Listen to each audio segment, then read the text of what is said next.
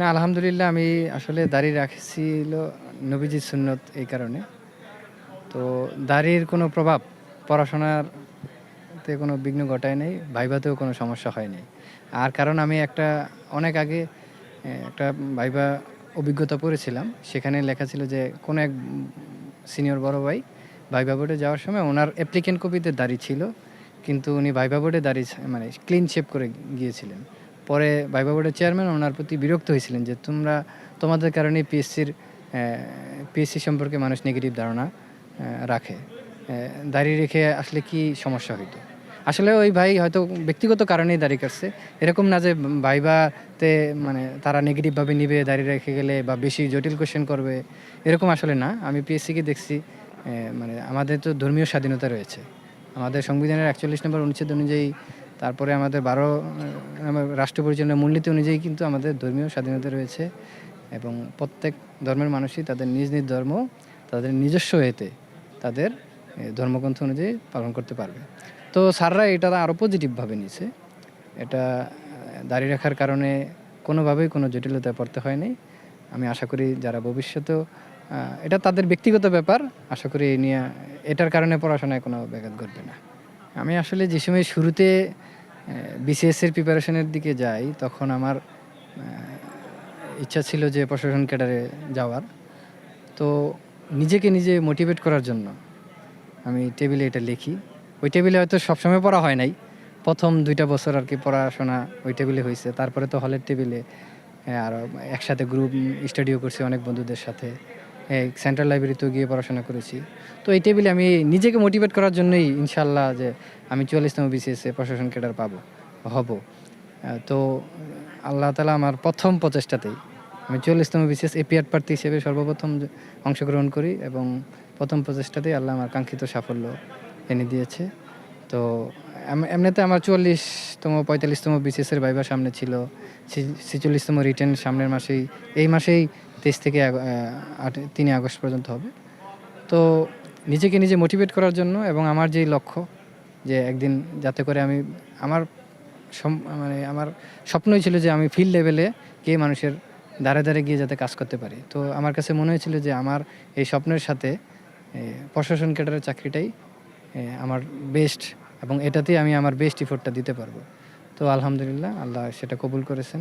অনেকের মনেও কিন্তু লেখা, শুধু টেবিলে না, অনেকের মনেও এইরকম আমি প্রশাসন ক্যাডার হব, কারো মনে পুলিশ ক্যাডার হব। তো অনেকেরটা হয়তো আসে নাই। আমার যেহেতু সফলতার স্টোরি সবাই শুনে বেশি। তো আল্লাহ চাইছেন আমি ওই বদৌলতে আল্লাহ আমার এই পর্যন্ত আনছে। পরিবার তো অনেক এক্সাইটেড এবং অনেক খুশি হয়েছে তারা যে আমার ছেলের যে স্বপ্নটা ছিল, হ্যাঁ? এবং গত ২৬ তারিখ থেকেই কিন্তু রেজাল্ট দিবে বলছিল যে আমি পরিবারকে জানাইছি যে আব্বা দোয়া কইরো। আমার মা করোনার সময় ইন্তেকাল করেছেন। ইন্না লিল্লাহি ওয়া ইন্না ইলাইহি রাজিউন। তো উনিও এই বিষয়টা সম্পর্কে অবগত ছিলেন। আমি যে সময় 4th ইয়ারে উঠি, ওই সময় বললাম যে মা আমি তো সামনের বার বিসিএসে অংশগ্রহণ করতে পারবো।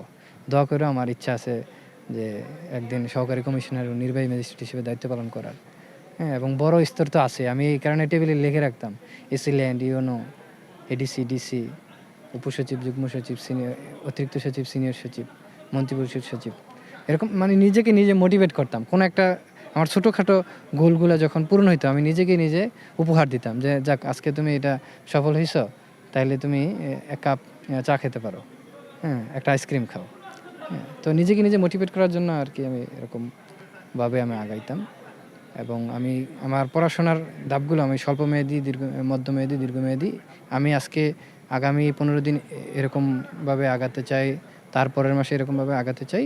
তো এইভাবেই আমি নিজেকে এগিয়ে নিয়েছি পড়াশোনার জন্য। যারা চাকরিপ্রার্থী আছেন, অনেকে আছেন আমার চেয়ে অনেক সিনিয়র, আবার যারা জুনিয়র আছেন, তাদের প্রতি আমার পরামর্শ হচ্ছে আপনার যে গোলটা আছে, আপনি নিজেই আপনি নিজেকে নিজে প্রশ্ন করুন, আমি ভবিষ্যতে কোন জায়গায় যেতে চাই? আপনিই আপনারটা ভালো বুঝবেন যে আমার লক্ষ্য কোনটা। আমি আপনার কোনো একজন পরিচিত লোক প্রশাসন ক্যাডার পেয়েছে, পুলিশ ক্যাডার পেয়েছে, আপনার প্রশাসনই আসতে হবে, পুলিশে আসতে হবে তা নয়। আপনার যদি ভালো লাগে যে এডুকেশন ক্যাডারে আমি আমার বেস্ট এফোর্ট দিতে পারবো, আপনি এডুকেশন ক্যাডারে আসেন। আপনার যদি মনে হয় যে না আমি এন্টারপ্রেনারশিপ করে উদ্যোক্তা হয়ে দেশকে আরও ভালোভাবে সার্ভ করতে পারবো, আমি আমার বেস্টটা দিতে পারবো, হ্যাঁ, গো ফর দ্যাট।